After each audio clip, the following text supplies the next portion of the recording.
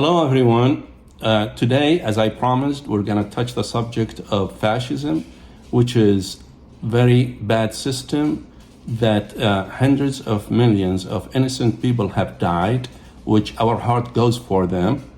And there is a lot of people don't really understand fascism. So we're going to do our job to explain it to who doesn't understand that. With that, I'll go ahead and turn the subject to Tristan. Go ahead, Tristan. Explain fascism. Thank you. So first of all, to understand the origin of fascism, first you must understand the origins in which Mussolini, the conditions in which Mussolini lived, and the origin of Mussolini in general. So first of all, Mussolini was born in 1883 in the northeastern regions of Italy, in a small town called Prodapio. He was born to a family of militant socialists, so pretty much every member of Mussolini's family was a follower of Marxist philosophy.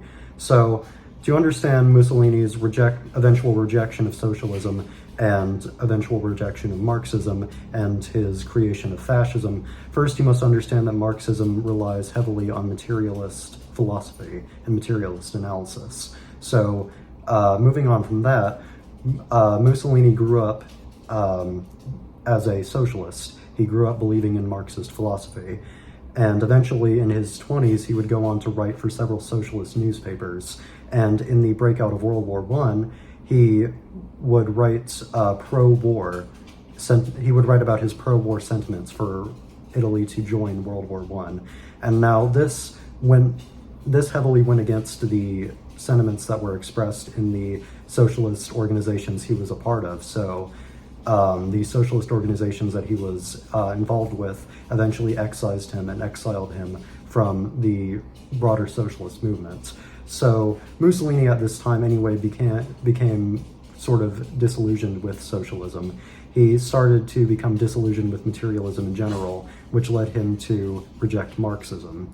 So Mussolini sought out to create his own political theory that was suited to the material conditions of Italy, and in his words, a political theory of action.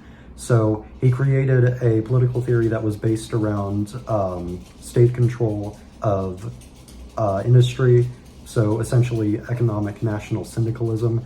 He tried to create a system that was based around tradition, which he loved, nationalism, he loved his country, which was Italy, and imperialism. So Sound familiar, doesn't it? Yeah, it does. Okay. So these core principles came together to create fascism, at least classical fascism, as an ideology. Okay, and then what happened to Mussolini? What happened to his movement? He's got some group that is his group to attack other people. Yeah. Can you explain that point? Yeah, so you're exactly right about that. Mussolini would eventually go on to create the fascist movement, which was mostly a group of disillusioned World War I soldiers that were opposed to both the current political system that was ruling over Italy at the time, and were also opposed to the socialist movement. That's like January 6th guys. Yeah, exactly. Mm-hmm. Yeah. Okay. So what he would do is he basically created his own militia. So the fascist movement was not only a political group, but it was also a militia that sought to carry out Mussolini's ideas, which he was very preoccupied with violence. You can see in the Doctrine of Fascism that he writes that Mussolini and Giovanni Gentile, they express a love of violence. They express a love of bloodshed. And he used his followers, which is the black shirt followers, yes, to do his dirty work. Essentially, yes. Mm-hmm. And eventually he organized the fascist movement to march on Rome.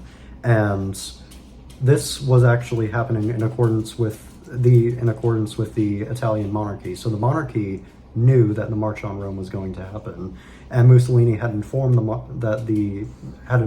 monarchs that the March on Rome was not an attempt at a revolt. It was, however, an attempt to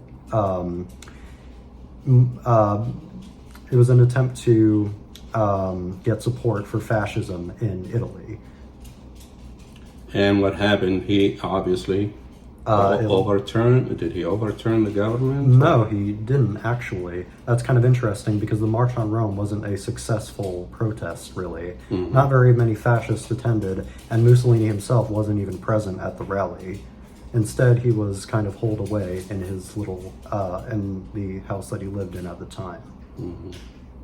So, who was Mussolini? I mean, what kind of a person he was? He was born in.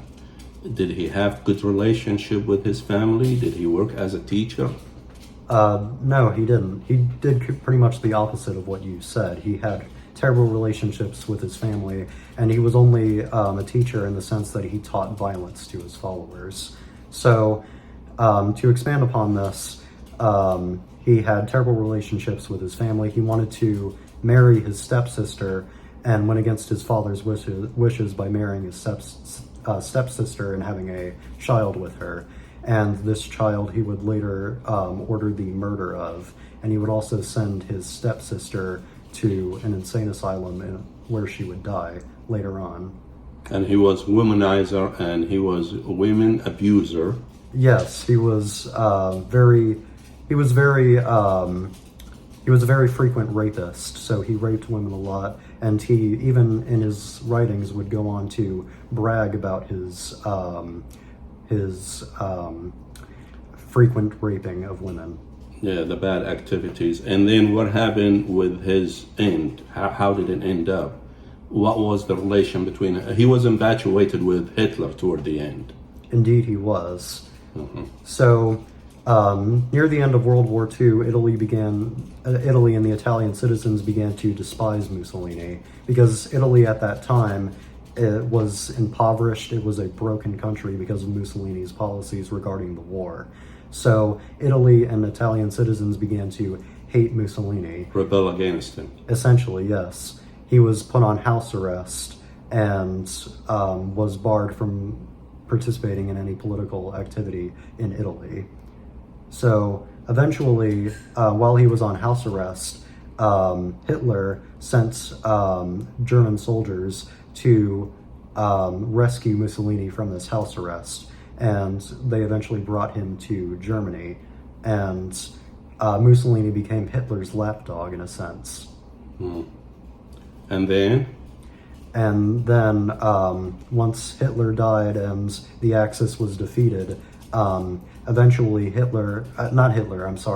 Mussolini and some German soldiers, they wanted to retreat. I'm not sure exactly where they wanted to retreat to. That aspect of history is not exactly known. However, upon their retreat, a German soldier who was anti-Mussolini recognized Mussolini amongst the German soldiers, or not a German soldier recognized Mussolini, but an Allied soldier. Yeah. So this Allied soldier recognized Mussolini and arrested him, and eventually brought him back to Italy. And was it to Rome? Sorry, what? Brought him to Rome, or Italy, somewhere in Italy? They brought him to Rome, yes. Okay, where they hanged him. Yeah, and they hanged him. And in order to give the Italian citizens kind of satisfaction and the ability to get revenge against the leader who had wronged him, they hung Mussolini's corpse upside down in Rome, and people would go up to his corpse and beat it. Well, let's hope that will happen to some other bad leaders. Thank you. With that, thank you. Next video is going to go to Hitler.